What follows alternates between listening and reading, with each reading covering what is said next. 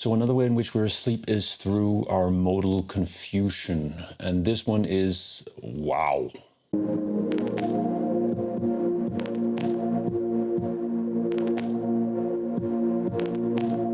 So the idea of existential modes is an idea, or is a term coined by the social psychologist Erich Fromm in his book To Have or To Be, in which he basically outlines two existential modes of being, two existential modes of relating to reality and the world around us. He distinguishes between the having mode and the being mode.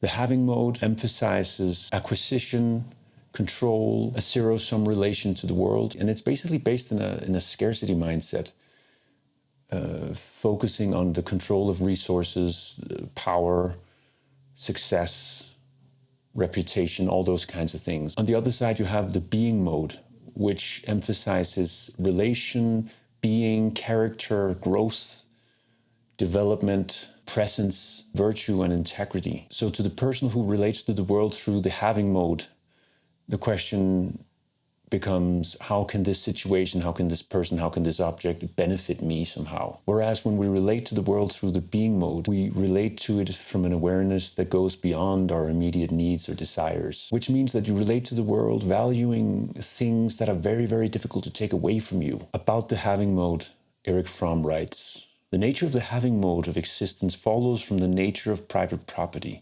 It is the mode of existence that all matter is my acquisition of property and my unlimited right to keep what I have acquired. The having mode excludes others. It does not require any further effort on my part to keep my property or to make productive use of it. The Buddha has described this mode of behavior as craving, the Jewish and Christian religions as coveting. It transforms everybody and everything into something subject to another's power." Whereas about the being mode, Fromm writes, "The anxiety and insecurity engendered by the danger of losing what one has are absent in the being mode. If I am who I am and not what I have, nobody can deprive me or threaten my security and my sense of identity.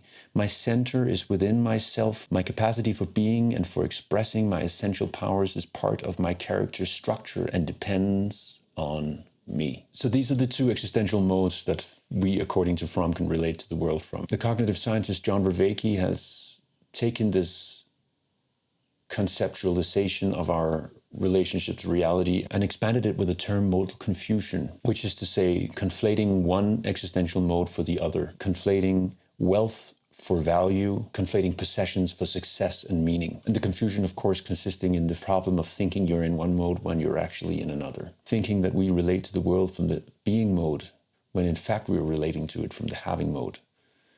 And we see these two existential modes play out like across our culture. Speaking as a teacher, you see it within teaching, where you will come across two different views of what learning really is.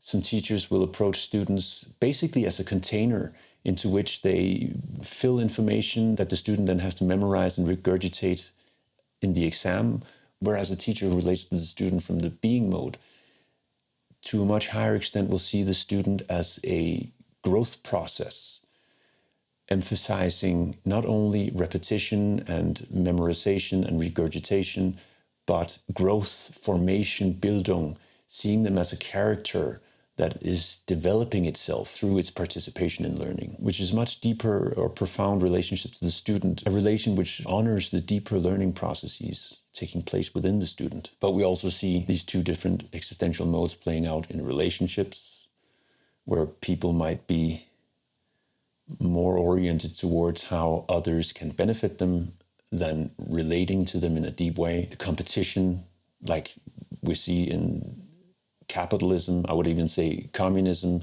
is based in the having mode. But obviously it has come to its full fruition in capitalism, where everybody is competing with everybody else in a zero-sum game in which success is measured through possessions and acquisitions, and in which things like reputation are put above profound states of being. You see it in modern dating, where the whole question is who pays for the date instead of let's go on a date and let's try and connect with each other. You see it on social media, you see it pretty much everywhere. So the having mode has infiltrated our culture, our psychologies on a very, very profound level in this late modern capitalist culture, making a lot of problems for us, which is why these concepts, these two existential modes of being, are so hyper important to be aware of, so we can ask ourselves, from which mode am I really relating to this situation, and which mode might be the right one to relate to this situation from. So let's pose ourselves a question, right? Which mode do I mainly relate to the world from?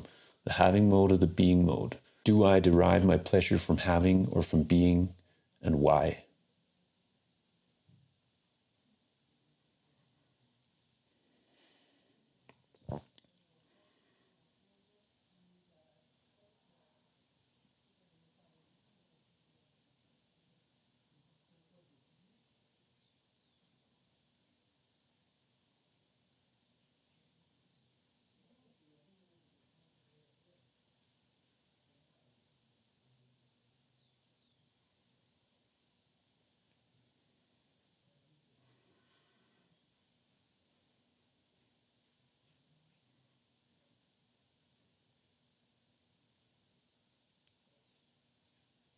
So, differentiating between these two modes obviously poses us with another question, right? How do I move from the having mode to the being mode? To which I would say, first of all, seeing the problematics of the having mode and calling ourselves out without self-serving bias on our adherence to the having mode whenever we catch ourselves caught up in it. And perhaps rewatching Fight Club, asking ourselves, do I really want to be that person? Asking ourselves, why do I want the things I want?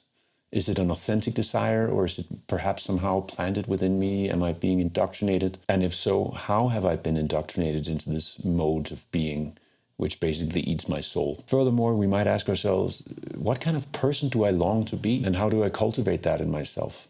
And obviously we might long for, or at least the child within us might long for some fucking idiot on YouTube to tell us how to do that. But the answer that you will arrive at, if you arrive at it by yourself, is going to be much more powerful and much more believable for you. So, or for us. And so asking ourselves, how do I move from the having mode to the being mode? That being said, if you have any tricks, feel free to share them. And so you might wonder, what in the actual fuck do we do now?